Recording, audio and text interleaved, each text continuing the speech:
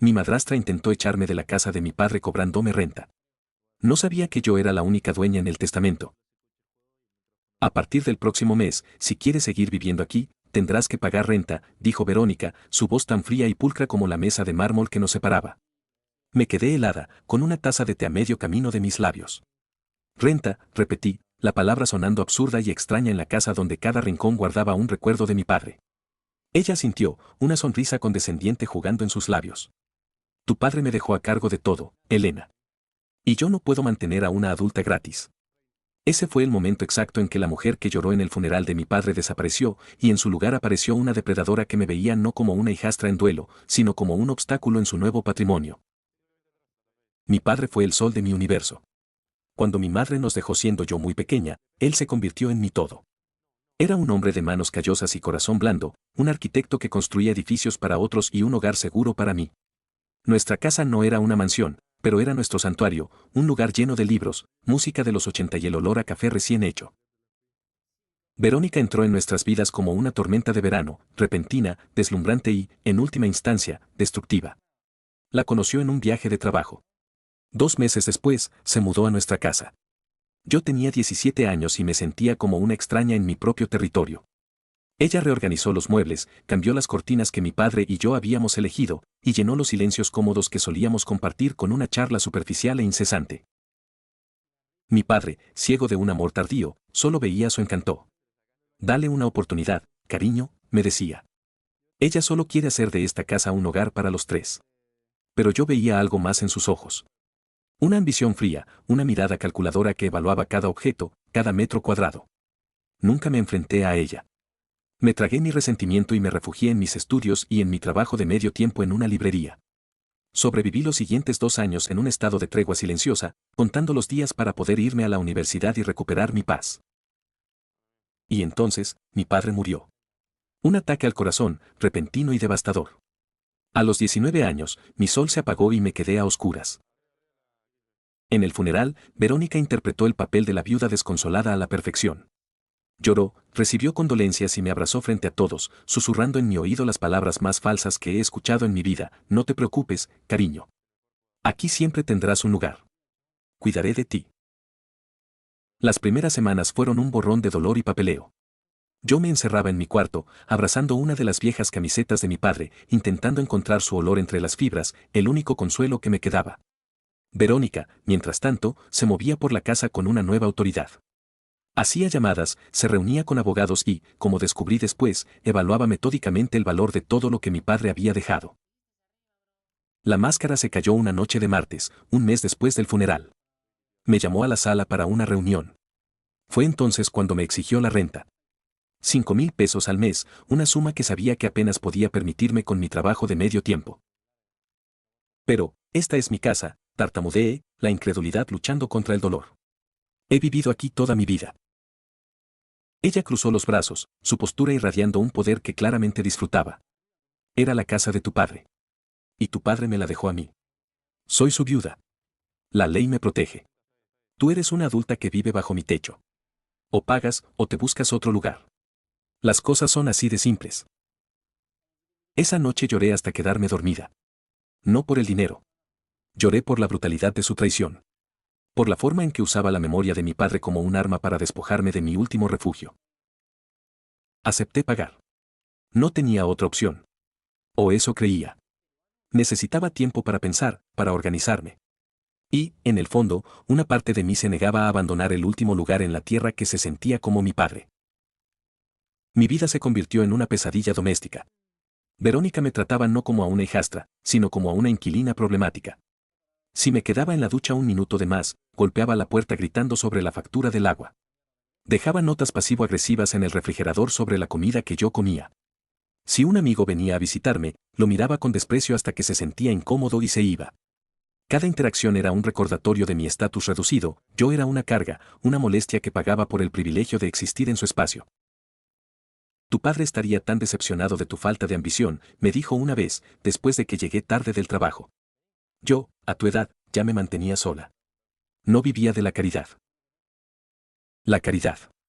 Así llamaba ella a mi existencia en la casa que mi padre construyó con sus propias manos. Aguanté. Ahorré cada centavo. Trabajé turnos extra. Estudié en la biblioteca para no gastar la electricidad de la casa. Me hice pequeña, silenciosa, invisible. Todo mientras ella usaba el dinero de la herencia de mi padre para comprar ropa nueva, redecorar la sala y hacer viajes de fin de semana con sus amigas.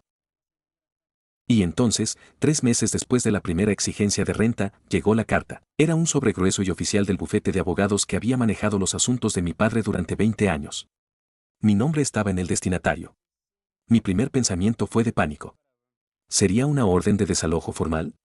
¿Verónica había escalado su crueldad a un nivel legal? Con las manos temblando, abrí el sobre en la soledad de mi habitación. No era una orden de desalojo. Era una notificación de ejecución testamentaria final y transferencia de título. Mi corazón empezó a latir con una fuerza violenta contra mis costillas. Empecé a leer. El lenguaje era denso, lleno de jerga legal, pero un párrafo, resaltado en amarillo por el asistente del abogado, brillaba en la página como un faro en la noche más oscura.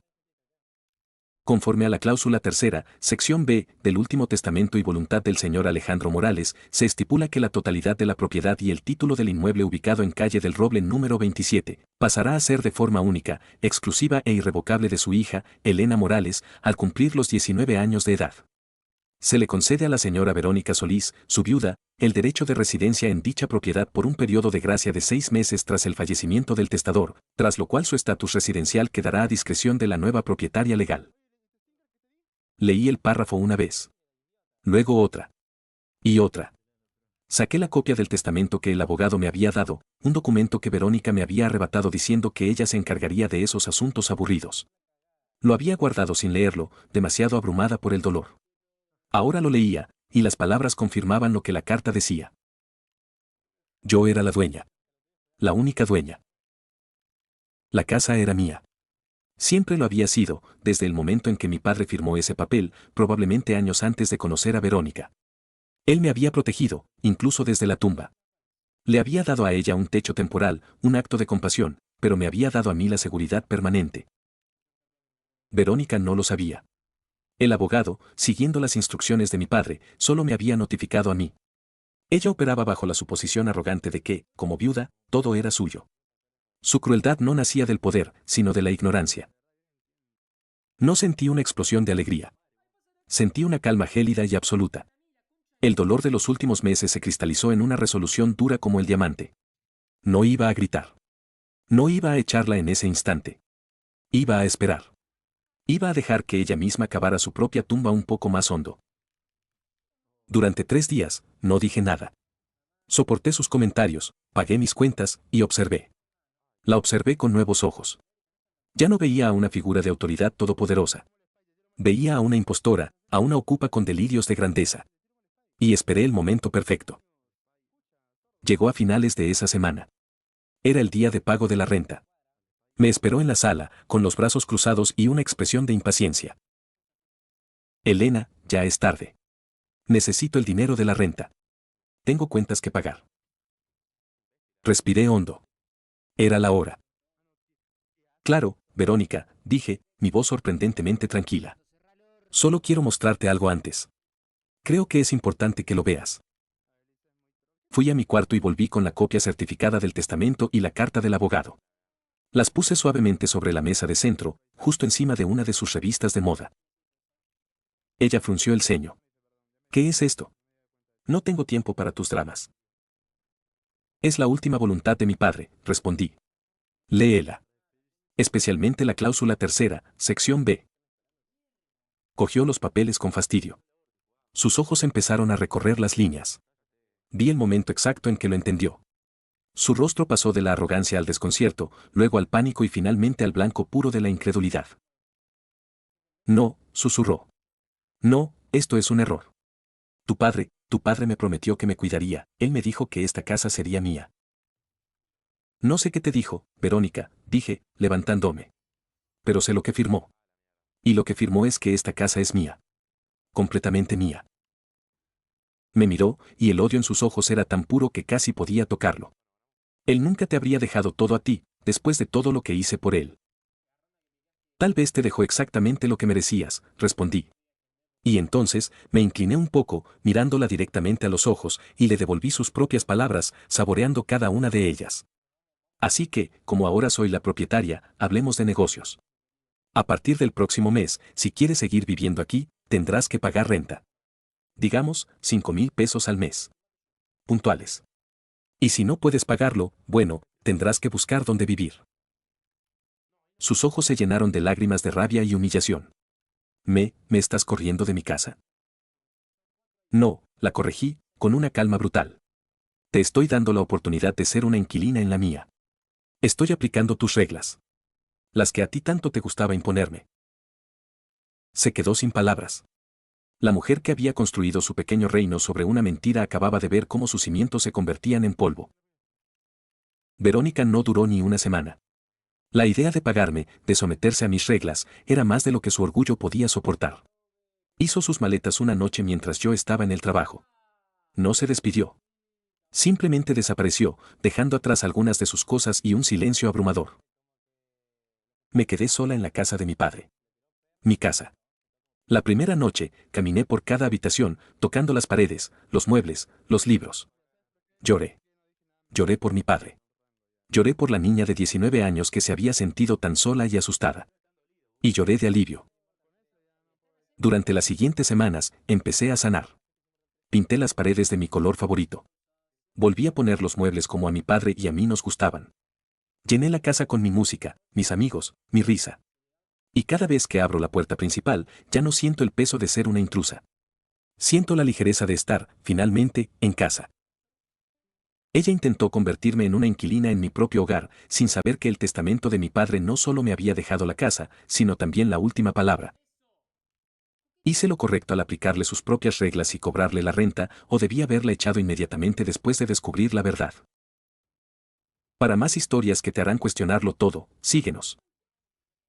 Cada historia debe sentirse como una confesión real que solo podría contarse una vez en la vida.